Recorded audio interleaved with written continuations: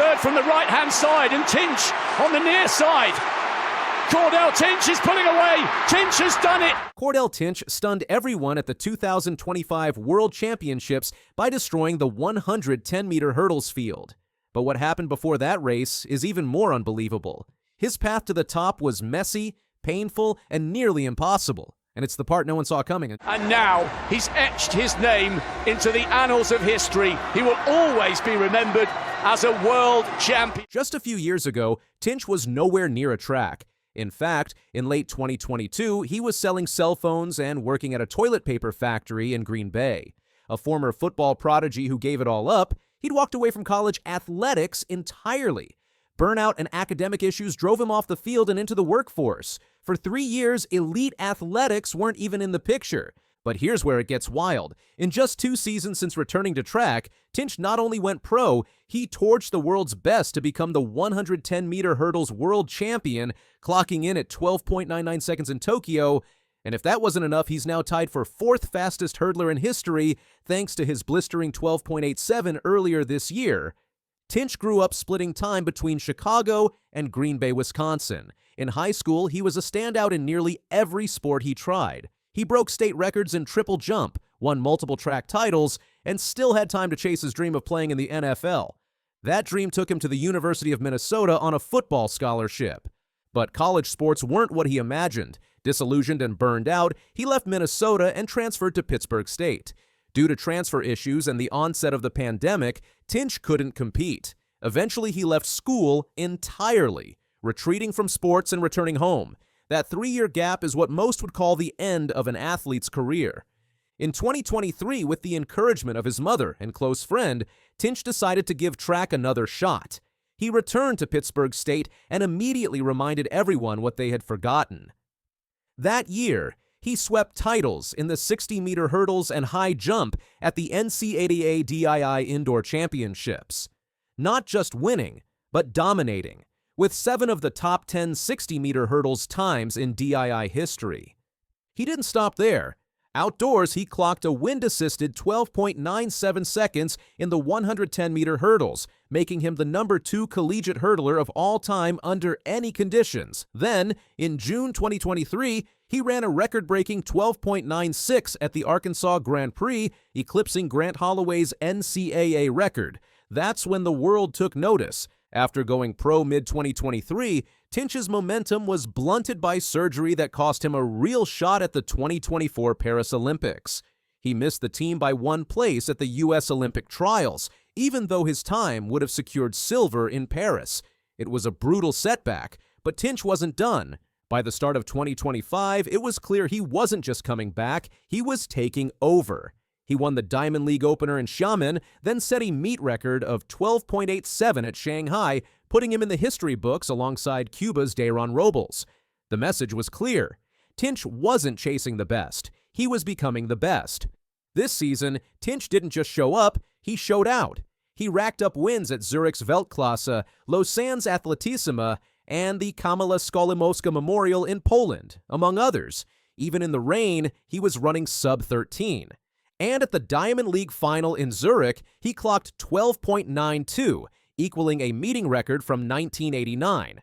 While others struggled with consistency, Tinch kept delivering. His only major defeats came at the hands of top-tier opponents like Jamal Britt and Jacoby Tharp, but even then, he was never far behind. Each race felt like a warning shot before Tokyo. On September 16, 2025, under the bright lights and blazing heat of Tokyo's National Stadium, Cordell Tinch silenced every doubter. Olympic champion Grant Holloway had already been eliminated in the semis, ending his 6-year world title streak. The field was wide open and Tinch seized it. He led from the gun. Every hurdle was clean. Every stride was locked in. While the Jamaican duo, Orlando Bennett and Tyler Mason, pushed hard in the final stretch, it wasn't enough. Tinch was the only athlete to go sub-13, finishing in 12.99 seconds. "I came into this season with the goal of winning the world title," Tinch said after the race. "I believed I was the best out there, so I didn't feel any pressure." Bennett and Mason both posted personal bests, 13.08 and 13.12 respectively, but the night belonged to Tinch. With the win, he added his name to a list of American greats and extended the USA's dominance in the 110-meter hurdles, 11-13 titles in 20 editions of the World Championships. Tinch's rise is incredible, not just because of how fast he ran, but because of where he came from. His time away from the sport wasn't a pause, it was a transformation. Working regular jobs disconnected from the track world gave him time to rebuild mentally and emotionally. "I don't think that I make it to where I am now if I don't ever take that break to find myself," he admitted. "At the time, I don't think I was a very happy person." That break didn't just save his athletic career, it saved his mindset. When he came back, he wasn't just trying to win races. He was trying to prove something to himself. At 6 feet 2 inches and 175 pounds, Tinch is built for speed and flexibility, ideal for clearing hurdles at elite speeds. His best mark of 12.87 places him tied 4th on the all-time list next to Olympic legend Daron Robles. In high jump, he's cleared 2.21 meters. In long jump, 8.16 meters. This isn't just a hurdler, this is a track and field phenom. And unlike many athletes who peak once, Tinch has improved steadily every season since his return. He's setting meeting records across the Diamond League and pushing the boundaries of what American hurdlers can achieve. Even during races where he didn't finish on top, his form, focus, and timing were always on display. Analysts have praised his efficient hurdle technique and powerful drive between barriers, calling it one of the cleanest mechanics seen in the sport in recent years. His consistency across varied conditions, from windy stadiums to wet tracks, is what separates him from many of his competitors. The 2026 season will be a crucial one. With the 2028 Olympics in Los Angeles looming on the horizon, Tinch is now one of the faces of USA track and field. He's no longer the underdog. The target is on his back. Can he keep the momentum going? If his current form is any indication, he's not just planning to stay on top, he's planning to rewrite history. Every meet he enters now draws eyes. Every race he runs is a statement. His journey is a reminder that greatness isn't always linear. It's not always clean. Sometimes it takes stepping away from everything to come back and conquer it all. Cordell Tinch's journey from selling phones in Green Bay to world champion in Tokyo isn't just inspiring, it's electric. It's the kind of comeback that gets remembered for decades. He didn't get here by accident. He earned it. Every fall, every job, every missed opportunity. It all built the champion we see now. And if one thing is clear, it's that Cordell Tinch isn't done. Not even close. Stay tuned. All right, get ready and start planning. The LA 28 host committee released the hour-by-hour, event-by-event schedule for the 2028 Summer Olympic Games. For the first time in 19 years, a single change is rewriting how the Olympics will start. The women's 100-meter final is leading LA 28, and the world's fastest athletes suddenly have the spotlight from minute one. For over 19 years, the Olympics have followed the same predictable formula. Swimming kicks things off, track and field gets the middle weeks, and everything runs on a safe, traditional schedule. But LA 2028 just threw that playbook out the window with a change so bold, it's forcing everyone to rethink what the Olympics can be. The women's 100-meter final is moving to day one of the Games. Not just the final, mind you. We're talking about all 3 rounds, preliminaries, semifinals, and the final, happening on the same Saturday, July 15th, 2028.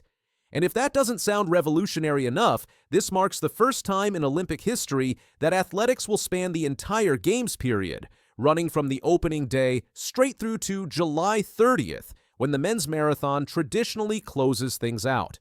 Let's put this in perspective. At every major championship, sprinters run a maximum of 2 races per day. That's the standard. That's what their bodies are trained for. But now, the women chasing Olympic glory in LA will need to peak 3 times in roughly 12 hours. The preliminary rounds, then the semis, then the final, all in one shot at the historic LA Memorial Coliseum.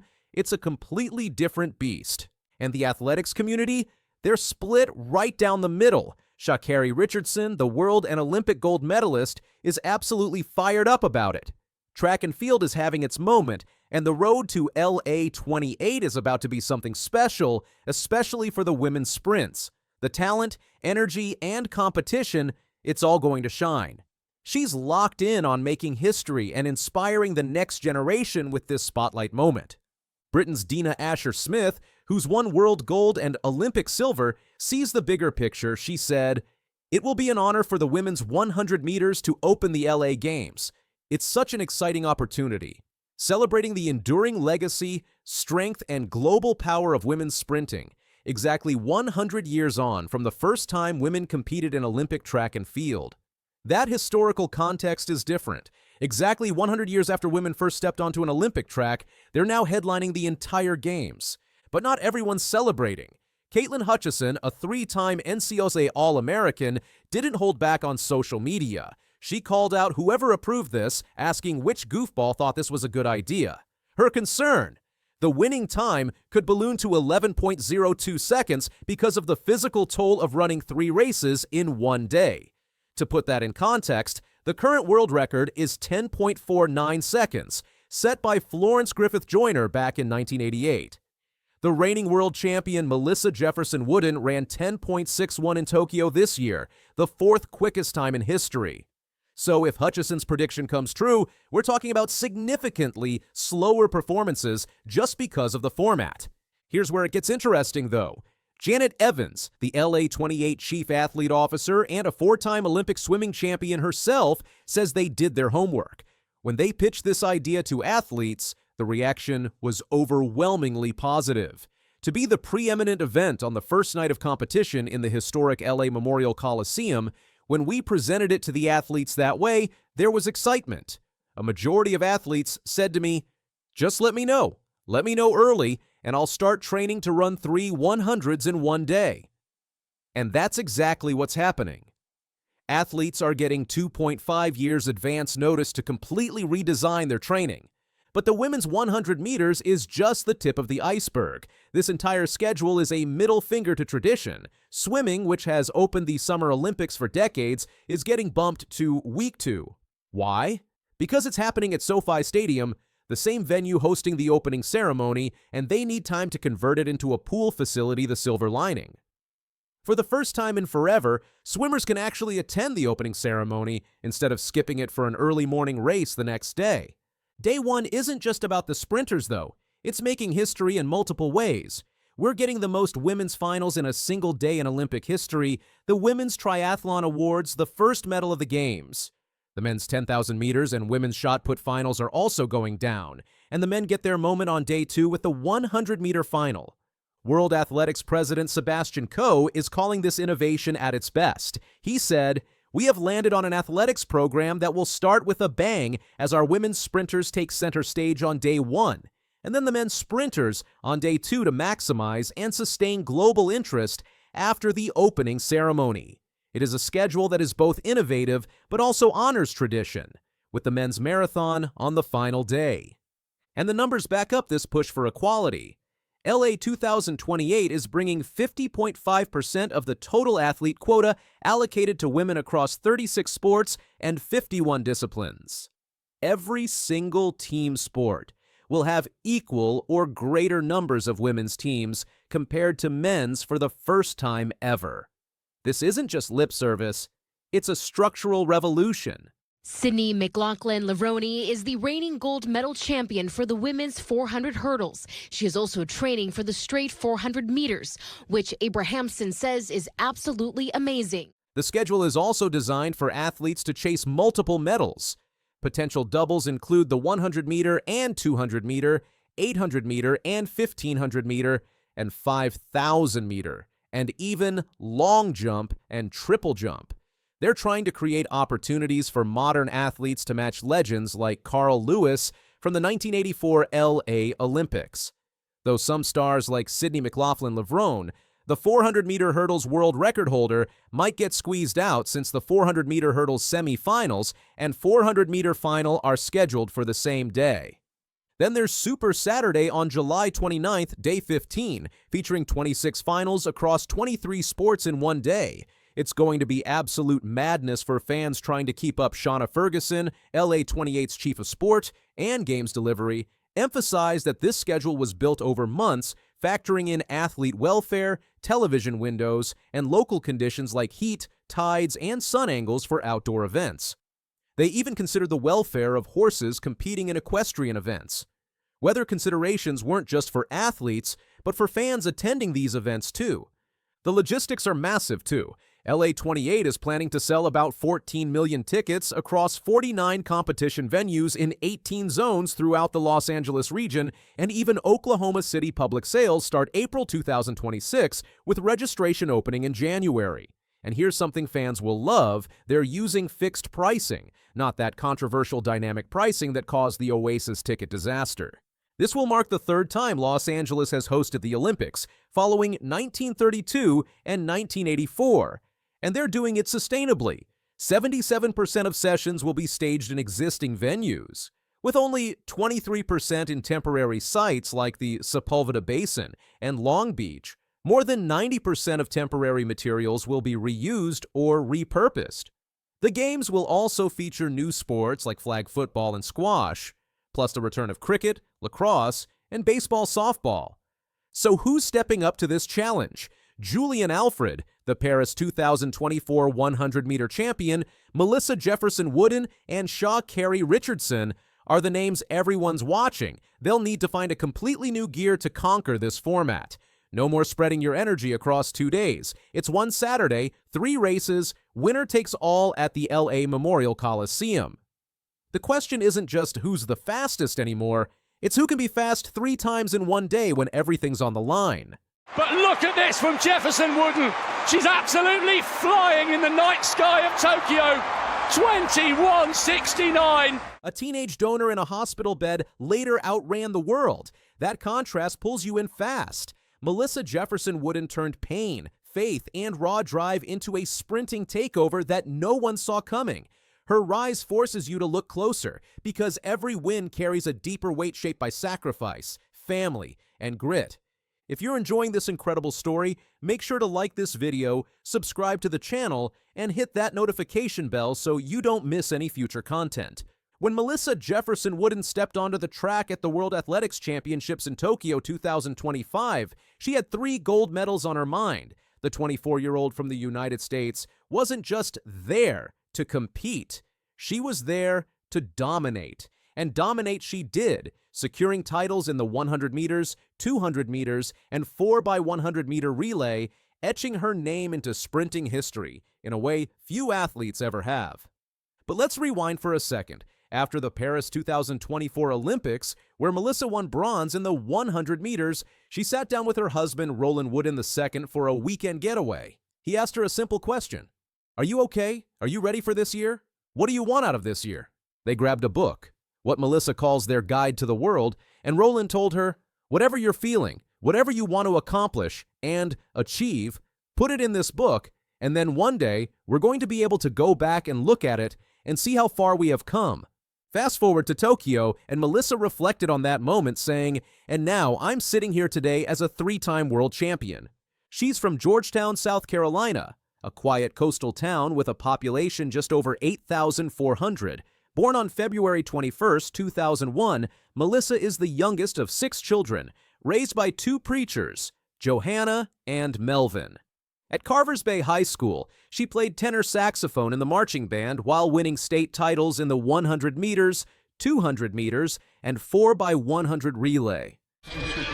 But no questions asked. It is all Jefferson to the finish. Dad. Her rise through the ranks was steady but impressive. In 2022, she won the NCAA indoor 60-meter title and claimed her first national title in the 100 meters, earning gold in the 4x100 relay at the World Championships in Eugene. Then came 2023 with another relay gold in Budapest, followed by the Paris Olympics in 2024, bronze in the 100 meters, and gold in the 4x100 relay. But 2025? That's when everything changed. At the Grand Slam track meet in Philadelphia on June 1st, Melissa ran a personal best of 10.73 seconds in the 100 meters, moving her into the all-time top 10 list. She also beat Olympic champion Gabby Thomas in the 200 meters, a statement performance that showed the world she was ready for something special. When Melissa arrived in Tokyo for the World Championships, she entered the 100-meter final as the favorite. she stormed past double Olympic champion Elaine Thompson-Herah to claim gold in 10.61 seconds, a championship record, a personal best, and the fastest time of the year. That run made her the fourth fastest women's sprinter in history. But here's where it gets really interesting. At the beginning of 2025, Melissa told her coaches she wanted to take the 200 meters more seriously. She recalled, "They both kind of looked at each other like, 'Did y'all hear what she just said? Is she serious?'" Her confidence grew step by step. It went from, "I think I can make the team," to, "I think I can win U.S. trials." And it went from, "I think I can win U.S. trials," to, "I think I can medal at the world champs," and then, "I think I can win the whole thing."